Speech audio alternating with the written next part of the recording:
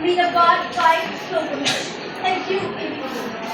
The third, victorious. This shall serve us well.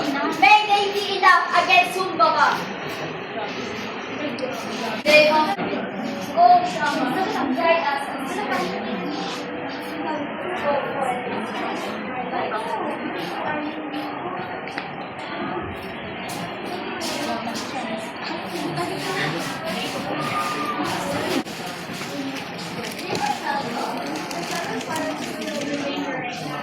Fear not, be sure that they're victorious. Trust in our strength and trust in God. The people said, and so the two heroes, one born of sky and one born of earth, in the dark heart of the forest. They were blazing past the sleepless night. Gilgamesh and Enkidu marched across the endless plain. We've traveled for 3 days. What takes others to speak? My heart is tired. It's heavy to do. Don't worry, my king. All of this will be worth it.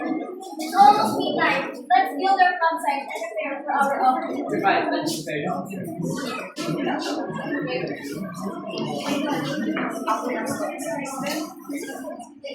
All shamans accept our offering.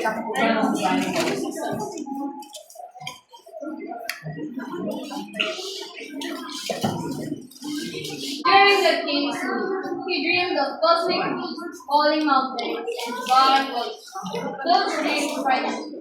Luckily, Enkidu is wise taking the next sign of victory, found to be the miracle. I saw a magic ball upon the city. Just verifying. Is this a warning? Fear not, my king. The mountain is Humbaba.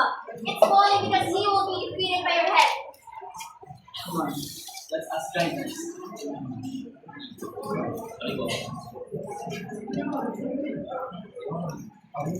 Oh, shaman, guide us. My king dream about the mountain falling upon. Fear not. Right,